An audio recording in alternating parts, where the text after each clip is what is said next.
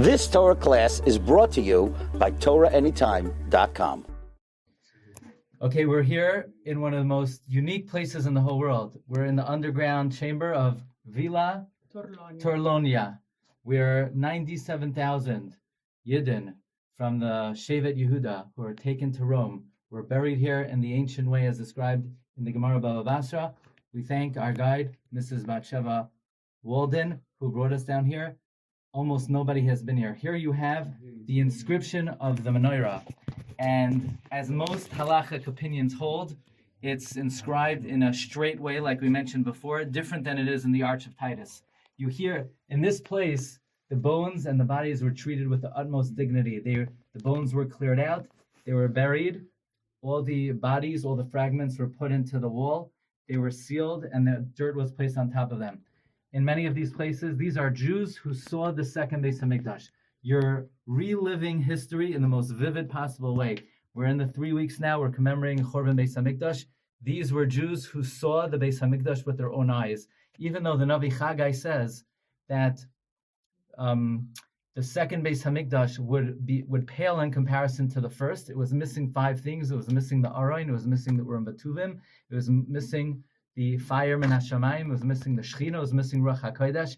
Nevertheless, the Navi Chagai says, Gadol yia kavod bayis ha'achrein min harishayin, that in certain dimensions, the second Beis HaMikdash was greater than the first. Of course, we know it stood for 420 instead of 410. But more than that, Kabbalistically, the Torah that came to the Jewish people in the times of the second Beis HaMikdash was in an even more profound way. All the secrets of the oral law came to the Jewish people in the second Beis HaMikdash. We're standing in the presence of Jews who saw that divine revelation. So this Tisha B'Av, during these 3 weeks when we mourn the Chorban Beis HaMikdash, now will become all the more real because we visited these great righteous Jews who saw the second Beis HaMikdash with their own eyes. Over here, if you turn to your right, Mrs. Walden showed us when Rabbi Kalmanovich came here, and there was bones everywhere and there was dirt everywhere. So in order to show the right Kavod Hames, he gathered up all the dust, all the dirt, all the bone fragments. He put it in that area and he sealed it shut with cement. So in that area are the remnants of hundreds, maybe even more, of Yidden who are found over here. And you see the great lengths that they went in order to provide the greatest possible Kavod Hames. This is one of the most special areas because you have murals here painted. You have in the top right corner, you have a palm tree with the lulav on top. You have the Daled Minim, you have Esrogim. You have lions painted. And in all of the images that are here, for example, the lion, they made incomplete.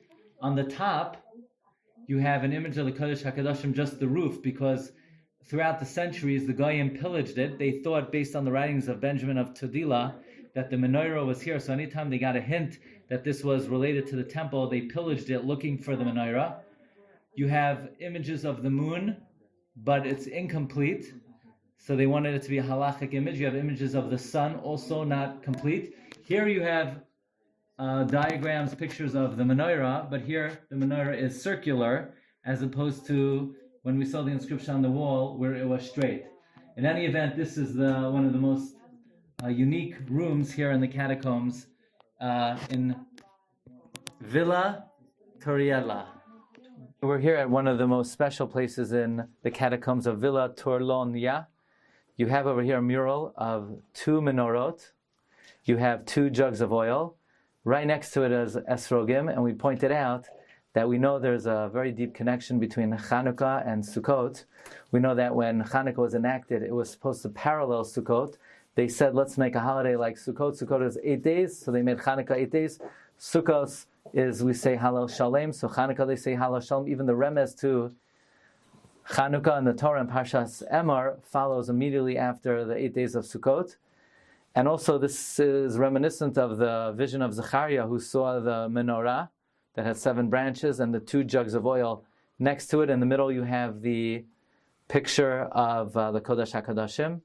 You have the sun and the moon, but all the way on top there's a star, which some say is a reference to Bar Kochva. So we're going to say, and Mashiach. So we're going to say here, chapter 79, Parak Ayin Tes, which talks about the destruction of the really the first Beis Hamikdash, but also all the Chorbanot of Klal Yisrael. We're going to say it together with me.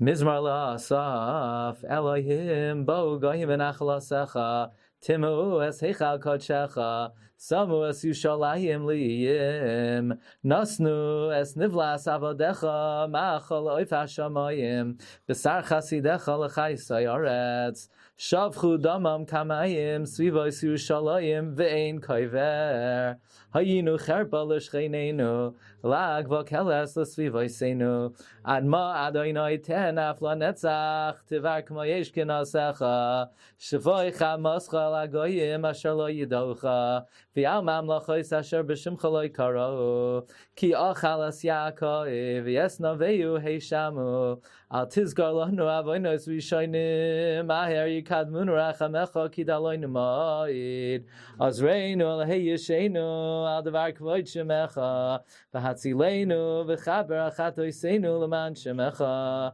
v'amu yomru agoyim aye Eloheihem yivada b'agoyim leineinu nikmas dam avodecha shafuch tavoy lefanecha en kasasir kigoydel zrayacha ha'hiser b'nei simusa v'hashev l'shcheineinu shivasayim el cheikam cherpasam asher cherfucha adonai v'anachnu amcha v'tzoyin marisecha noideh lecha le'olam l'dar v'adar nisar b'tilasecha. You've just experienced another Torah class brought to you by TorahAnytime.com.